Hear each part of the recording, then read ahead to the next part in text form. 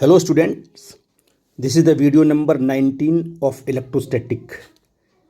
बेटा इसके पहले हम लोग वीडियो नंबर 18 में हम लोगों ने डिस्कस किया था कि अगर आपके पास एक फाइनाइट चार्ज वायर है, ठीक है ना, उस फाइनाइट चार्ज वायर की वजह से किसी भी पॉइंट पी पर इलेक्ट्रिक फील्ड इंटेंसिटी क्या होगी उसको हम लोगों ने कैलकुलेट किया था और उसका हम लोगों ने रिजल्ट भी देखा था और न्यूमेरिकल भी उस पर किए हुए थे, ठीक है ना। तो जो हमने वीडियो नंबर 18 में आपको डिस्कस किया हुआ है उसको थोड़ा सा मैं यहाँ रिवीजन दूंगा, क्योंकि ये जो वीडियो नंबर 19 है वो उसी से कनेक्टेड है, ठीक है बेटा जी। तो 1 बाय 1 करके देख लो। इसके बाद हम निकालेंगे electric field due to semi infinite charge wire. अब जो फाइनाइट था उसको हम क्या कर देंगे, सेमी इनफाइनाइट कर देंगे, बाद में उसको इनफाइनाइट कर देंगे, ठीक है ना। हम 3 केसेस ले रहे हैं, आपका ये दूसरी केस है। तो अब इसको देखते हैं। पहले हम लोग एक बार देखते हैं कि जब अगर आपके पास फाइनाइट वायर है, ठीक है ना, उस केस में हमने फार्मूला क्या निकाला था, तो इनफाइनाइट वाले केस में क्या होगा। तो आप यहाँ जो केस आपका फर्स्ट था उसमें आप लोगों की for finite wire, finite charged wire, पर इसको हम लोग सा देख लेते हैं क्योंकि हम इसको पढ़ चुके हैं, फिर भी हम आपको इसका एक दे रहे हैं रिवीजन, जिससे कि आप इस टॉपिक को कनेक्ट कर सको जो मैं बता रहा हूँ आपको। तो आपने कहा था इसमें क्या था बेटा जी, इस केस में ये था कि आपने एक लिया था इस तरीके से, एक वायर लिया था और इस वायर पे क्या था बेटा जी, ये देखिए ये वायर आपने ऐसे लिया था, ये वायर आपका है, ठीक है बेटा जी। इस वायर पे आपने चार्ज को यूनिफॉर्मली डिस्ट्रीब्यूट कर दिया था ऐसे, ठीक है ना। फाइनाइट था इसलिए इसका दोनों एंड्स जो हैं वो डिफाइंड हैं। ये पॉइंट आपका ये है, ये आपका पॉइंट बी है, ठीक है ना। अब आपने क्या किया था, आपने कहा था सर कोई पॉइंट हमने यहाँ पर पी ले लिया है, इस पॉइंट पर क्या है, हम इलेक्ट्रिक फील्ड की इंटेंसिटी फाइंड आउट करना चाहते हैं। तो आपने कहा कि हमने क्या किया, पॉइंट पी से एक परपेंडिकुलर ड्रॉ कर दिया वायर पर और इसके बाद θ1 θ2 हमने बनाया। तो θ1 θ2 कैसे बनाते हैं, θ1 बनाने के लिए पॉइंट पी क्या करते हैं, जो पॉइंट आपका पी है, ये पॉइंट आपका पी है, इस पॉइंट को आप पहले वायर के एक एंड से आप इसको मिलाते हो, ठीक है बेटा, इस तरीके से ऐसे, ठीक है ना। और तो कहते हो कि सर ये बनेगा एंगल आपका θ1 क्लॉकवाइज, ठीक है ना। फिर आप क्या करते हो, पॉइंट पी को दूसरे एंड से मिलाते हो ऐसे, ठीक है बेटा। अब इसके बाद आप कहते हो कि ये जो एंगल बनेगा, ये जो एंगल बनेगा ये एंगल होगा आपका θ2, ये आप देख चुके हो। और जो परपेंडिकुलर डिस्टेंस को आपने डी लिया था, ठीक है बेटा जी। और आपने कहा था कि जब भी हम इलेक्ट्रिक फील्ड की, अब इस पॉइंट पर इलेक्ट्रिक फील्ड क्या होगा, इसके 2 कंपोनेंट आए थे, एक आया था electric field perpendicular, E perpendicular, मतलब इस वायर के परपेंडिकुलर इलेक्ट्रिक फील्ड आपको मिली थी, वो जो और एक दूसरी क्या मिली थी, ई पैरेलल मिला था आपको। तो जो ई पैरेलल आपको मिला था वो आपको मैंने बताया था कि अगर θ1 बड़ा है और θ2 छोटा है तो वो बिल्कुल वर्टिकल आएगा ई पैरेलल, और अगर θ2 बड़ा होगा, θ1 छोटा होगा तो ये वर्टिकल अपवर्ड डायरेक्शन जाएगा। ये मैं आपको एक्सप्लेन कर चुका हूँ। तो यहाँ पर क्या देख रहे हो, यहाँ पर θ1 क्या है, θ1 θ2 से बड़ा है, θ1 बड़ा है किससे, θ2 से। तो आपने कहा ये वर्टिकल कंपोनेंट यहाँ आ गया ऐसे, और ये बन जाएगा आपका ई पैरेलल, ठीक है ना। दोनों के फार्मूले भी हमने बताए थे आपको, कितना था कि लैम्डा अपॉन डी साइन θ1, ठीक है बेटा जी। और इसके बाद साइन θ1 बताया था हमने, प्लस साइन θ2, ये हमने फार्मूला आपको बताया था। और ई जो ई पैरेलल आया था उसके लिए मैंने बताया था कि K lambda upon D in bracket cos θ2 minus cos θ1, ये फार्मूला मैंने आपको एक्सप्लेन किया था। और ये कहा था कि जो इसका ई नेट आएगा ऐसे, है ना, ये आपका जो ई नेट आने वाला है ये कितना होगा, root E perpendicular square plus E parallel square, क्योंकि दोनों ई परपेंडिकुलर और ई पैरेलल 2 वेक्टर्स हैं, दोनों के बीच का कितना एंगल है, 90 डिग्री है। तो इनका रिजल्टेंट मान लो ये ई नेट है, तो कैसे निकालेंगे, ए स्क्वायर रूट में A square plus B square, 2 vector के बीच का एंगल जब 90 डिग्री होता है तो हम ये फार्मूला लगाते हैं। जो भी आएगी वैल्यू ई परपेंडिकुलर की उसका स्क्वायर करो, ई पैरेलल की वैल्यू जो आएगी उसका स्क्वायर करो, दोनों को सम करो, रूट निकाल दो, आंसर आपका मिल जाएगा। ठीक है, ये तो हो चुका था। ठीक है ना, अब एक केस आपको और कर लेते हैं डिस्कस। मान लो एक बच्चे ने बोला कि सर अगर मान लो कि यहाँ पर जो आपने वायर लिया हुआ है, इस वायर को हमने ऐसे ले लिया तो फिर इसका रिजल्ट क्या होगा। इस वायर को उसने क्या किया, यहाँ पर नेगेटिव चार्ज ले लिया, वायर पर पॉजिटिव नहीं लिया, उसने क्या ले लिया, नेगेटिव चार्ज ले लिया। और इस वायर पर अगर उसने नेगेटिव चार्ज लिया और तो इसकी जो लीनियर चार्ज डेंसिटी होगी कितनी होगी, माइनस लैम्डा होगी। सिंपल सी बात है, कूलम पर मीटर। तो उसको माइनस में करेंगे क्योंकि आपने नेगेटिव चार्ज लिया हुआ है। सारे वैल्यूज सेम आने वाली हैं, सब कुछ बिल्कुल करेक्ट आने वाला है। आपको डिराइव नहीं करना है, फार्मूला भी आपको याद नहीं करना, पहले वाला ही फार्मूला होगा, सिर्फ डायरेक्शन में चेंजेस होंगे। जो डायरेक्शन आप यहाँ देख रहे हो बस ये रिवर्स हो जाएगा। बस कैसे देखो, अगर यहाँ पॉइंट पी आपने लिया, इस पॉइंट पी पर हमें इलेक्ट्रिक फील्ड फाइंड आउट करना है, तो आपने क्या किया, इस पॉइंट पी को इससे आपने क्या किया, मिला दिया इस पॉइंट पी को सीधे परपेंडिकुलर। और आपने कहा हमने θ1 θ2 बनाना है, तो आप कहोगे सर यहाँ से हम ड्रॉ करेंगे और सीधे इस पर आ जाएंगे। तो ये कहोगे सर आपके बन गया क्या, यहाँ पर ये आपका बन गया θ1 और आपने इसको इससे मीट कराया, तो ये आपका बन गया θ2। ठीक है बेटा जी, अब θ1 बन गया आपका, θ2 बन गया, डिस्टेंस आपकी डी है। अब इलेक्ट्रिक फील्ड को आपको बनाना है, तो इलेक्ट्रिक फील्ड को बनाना था है बेटा, तो आपने क्या किया था, देखो इस केस में क्या किया था, जो आपका ई परपेंडिकुलर कंपोनेंट आया था वो अवे फ्रॉम द चार्ज आया था, क्योंकि पॉजिटिव चार्ज क्या इलेक्ट्रिक फील्ड हमसे अब हमेशा अपने से दूर बनाता है, ये निगेटिव चार्ज है इस पर।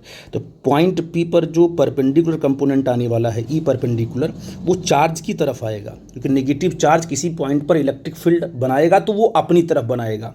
तो आपने कहा सिर्फ डायरेक्शन ऐसे चेंज होगी, ये आपका हो जाएगा क्या, E perpendicular towards the wire, और जो ई पैरेलल होगा वो डाउनवर्ड ना होकर के अपवर्ड हो जाएगा, मतलब जो एंगल छोटा है अब उसके अपोजिट चला जाएगा, वो ऐसे ई पैरेलल। और सारा का सारा फार्मूला सेम रहेगा, फार्मूले में कोई चेंजेस नहीं आएंगे, सिर्फ डायरेक्शन चेंज हो रहा है बस।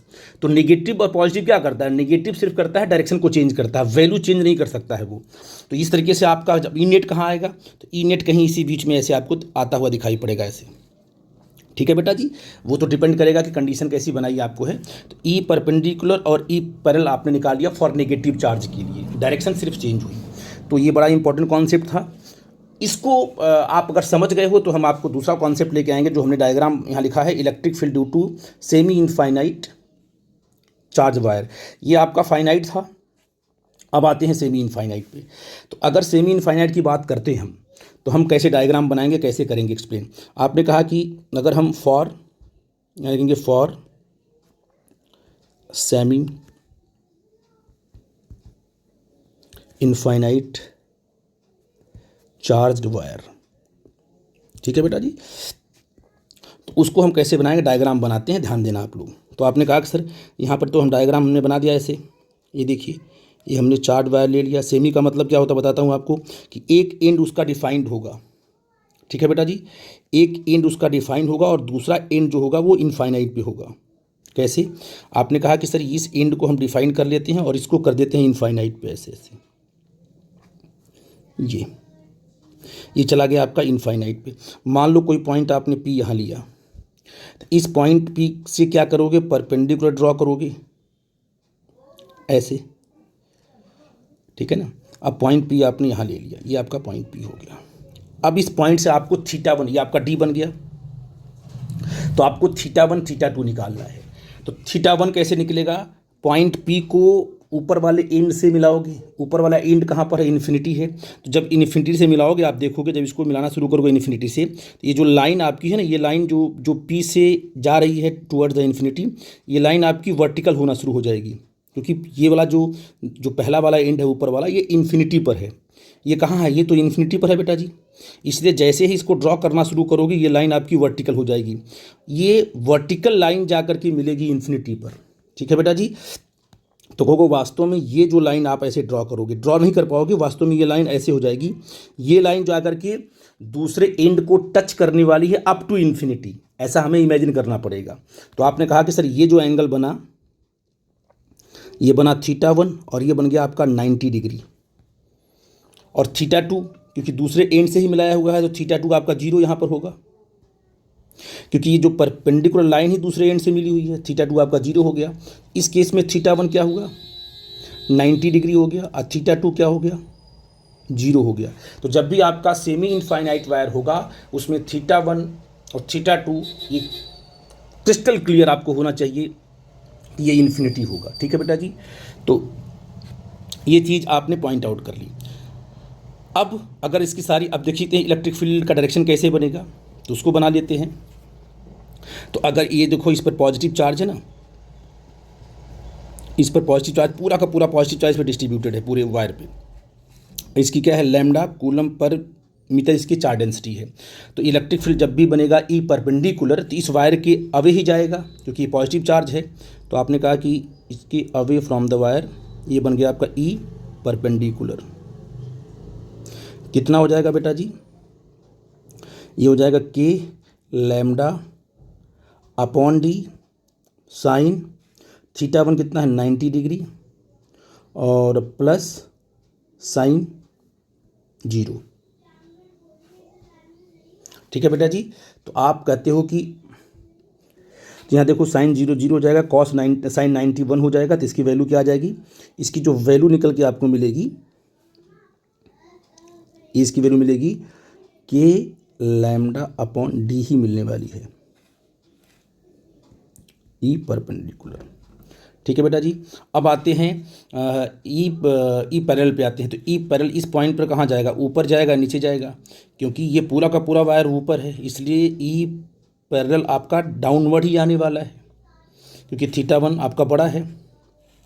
तो जो आपका ये मिलेगा, ये आपका मिल जाएगा, ये देखिए ये मिलेगा आपका ई पैरेलल डाउनवर्ड डायरेक्शन में। तो ई पैरेलल का फॉर्मूला क्या होता है बेटा जी, वो होता है K lambda upon D in bracket cos θ2 cos 0 minus cos θ1 cos 90। तो कॉस 90 क्या हो जाएगा, 0 हो जाएगा, कॉस 0 1 हो जाएगा। तो ये भी क्या आ जाएगा, ई पैरेलल आपका आ जाएगा के लैम्डा अपॉन डी आ जाएगा। इसका रिजल्ट बड़ा इंपॉर्टेंट है, ठीक है ना। तो बताओ बेटा जी, आपने कहा कि सेमी इनफाइनाइट वायर के केस में ये जो पॉइंट आपने लिया था, इस पॉइंट की बात आपने की था, ये पी पॉइंट था। तो आपने कहा था कि एक इलेक्ट्रिक फील्ड आपको इधर की तरफ मिली राइट साइड में, जिसे बोलेंगे ई परपेंडिकुलर, और ये जो आपका आया वो के लैम्डा अपॉन डी आया। ठीक है बेटा जी, और जो डाउनवर्ड डायरेक्शन में आपको मिला वो भी मिला के लैम्डा अपॉन डी मिला। अब इन दोनों का जो नेट आएगा वो कितना आएगा, ई पैरेलल हो गया आपका, इनका नेट कितना आएगा, इनका नेट, क्योंकि इनके बीच का एंगल आपका 90 डिग्री है, दोनों का मैग्नीट्यूड सेम है, तो इसका जो नेट आने वाला यहाँ पर, ये फार्मूला जो बनता है ई नेट का, वो बनता है √a² + b²। तो आप कहोगे K lambda upon D whole square अब plus K lambda upon D whole square. इसको सॉल्व करोगे तो ई नेट कितना आ जाएगा, ई नेट आ जाएगा √2 के लैम्डा अपॉन डी।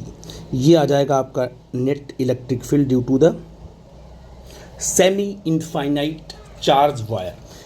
बहुत इंपॉर्टेंट रिजल्ट है और इसको आप लोग हमेशा याद रखना बेटा जी, बहुत इंपॉर्टेंट रिजल्ट है। बस यहाँ पर अगर नेगेटिव चार्ज यहाँ पर पॉजिटिव की प्लेस पर नेगेटिव आ गया तो बस इलेक्ट्रिक फील्ड की डायरेक्शन आपकी चेंज होगी, बस ये कंपोनेंट आ जाएगा टुवर्ड्स द वायर और ये जो डाउनवर्ड कंपोनेंट चला जाएगा अपवर्ड डायरेक्शन में। सारा केस बिल्कुल सेम रहेगा, सारा का सारा रिजल्ट बिल्कुल सेम रहेगा। ई नेट की डायरेक्शन चेंज होगी, मैग्नीट्यूड आपका वही होगा और ये निकल के आता है मैग्नीट्यूड। हर बच्चे को इसको याद होना चाहिए, ठीक है ना। आपसे जब पूछा जाए कि सेमी इनफाइनाइट वायर का किसी पॉइंट पर इलेक्ट्रिक फील्ड क्या होगा तो डायरेक्ट इसको निकाल लो आप। और ई पैरेलल और ई परपेंडिकुलर कंपोनेंट भी आपको के लैम्डा अपॉन डी याद होना चाहिए। मैक्सिमम क्वेश्चन यहाँ से पूछा गया है, तो मुझे उम्मीद है कि ये कॉन्सेप्ट आपको क्लियर हुआ होगा। आपको मेन इस फार्मूले से मतलब है, डेरिवेशन कैसे मैंने किया वो तो इम्पॉर्टेंट है, प्रॉब्लम करते वक्त आपको देखना पड़ेगा, ठीक है ना, उससे थोड़ी समझ होती है कि हम प्रॉब्लम कैसे करेंगे, अदरवाइज आपका रिजल्ट इम्पॉर्टेंट है। ये कॉम्पिटिटिव लेवल की प्रॉब्लम चल रही है, इसलिए प्लीज़ आपसे रिक्वेस्ट है कि इस पर आप लोग फोकस करो, इस सारे फार्मूले को एक साइड में रख करके डिसाइड कर लो कि E perpendicular, E parallel, positive के लिए, निगेटिव के लिए, फाइनाइट वायर है, सेमी इनफाइनाइट वायर है, तो उसके लिए क्या होगा। ठीक है बेटा जी, ये आपने नोट कर लिया। अब मैं एक अगला कॉन्सेप्ट भी आपको डील कर ले रहा हूँ जो बहुत इंपॉर्टेंट है, कि अगर वायर आपका, देखो एक चीज़ और है, बच्चे बार बार पूछते हैं कि सर जो पॉइंट आपने ये यहाँ लिया है, अगर वो पॉइंट आपने यहाँ ले लिया,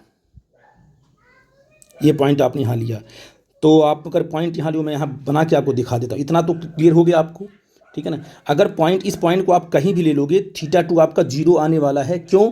क्योंकि इसका जो ऊपर वाला एंड है वो इनफाइनाइट है, तो उसके कंपेयर में कहीं कोई पॉइंट लोगे तो वो पॉइंट डायरेक्ट जो क्या है, उसके दूसरे एंड से ही क्या है, परपेंडिकुलर ही मिलेगा। अगर यहाँ पर कोई लाइन ड्रॉ कर दो ऐसे ऐसे, तो आपको लगता है कि भाई इसका दूसरा एंड यहाँ पर है, लेकिन जो आपका वायर इनफाइनाइट है उसके कंपेयर में ये डिस्टेंस बहुत ही छोटी है, तो दूसरे एंड के कंपेयर में ये वाला पॉइंट यहीं पर है, तभी हमेशा हम थीटा 2 = 0 लेके चलते हैं, ठीक है ना। आप कहोगे सर अगर पॉइंट को, तो बच्चा कहता है सर यहाँ से जब इसको मिलाओगे ऐसे ऐसे मिलाओगे तब तो थीटा 2 आपका यहाँ बन जाएगा। यस बेटा बन जाएगा, नो प्रॉब्लम, लेकिन जो थीटा 2 की वैल्यू इतना कम होगी, वो 0 के बराबर होगी, क्योंकि दूसरा एंड कहाँ पर है, दूसरा एंड आपका इन्फिनिटी पे है, ये जो ऊपर वाला एंड है वो इन्फिनिटी पर है। उसके कंपेयर में जितने भी पॉइंट यहाँ लोगे आप, सारा का सारा पॉइंट जो है उसका दूसरा एंड ही माना जाएगा, ठीक है ना। तो आपको वो नहीं सोचना है, बस आपको फार्मूले फोकस करना है। ये तो मैंने आपको ऐसे ही बता दिया, कभी कभी बच्चे पूछते हैं इसलिए मैंने इसको एक्सप्लेन कर दिया। अक्सर जब भी सेमी इनफाइनाइट वायर हो तो जो आप पॉइंट ले रहे हैं वो पॉइंट परपेंडिकुलर डायरेक्ट जब मिलाओगे वायर से तो उसके दूसरे एंड को ही टच करेगा, क्योंकि ऊपर वाला क्या आपका है, इनफाइनाइट है। तो ये कॉन्सेप्ट बिल्कुल क्रिस्टल क्लियर होना चाहिए। और इसके साथ मैं एक चीज़ और यहाँ पर ऐड कर दे रहा हूँ, इसकी जो तीसरी केस है उसको भी हम डील कर ले रहे हैं फटाफट। ये आपका केस नंबर 3, केस नंबर आपका 3 देखिए, इसमें क्या है, इसमें जो है कि अब हम लेंगे for infinite wire, for infinite wire. अगर आपका वायर, सॉरी, फॉर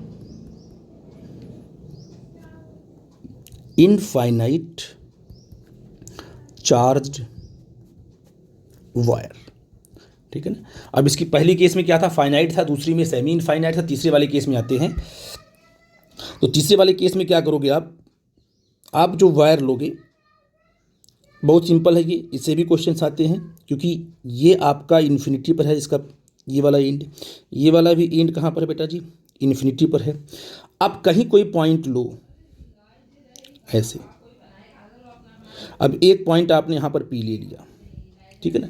तो अगर ऊपर भी इनफाइनाइट है, नीचे भी इनफाइनाइट है, इसका मतलब जब भी कोई पॉइंट पी लोगे और ड्रॉ करोगे परपेंडिकुलर, तो ऊपर वाला पार्ट और नीचे वाला पार्ट बराबर ही होगा, क्योंकि ऊपर भी इनफाइनाइट नीचे भी इनफाइनाइट।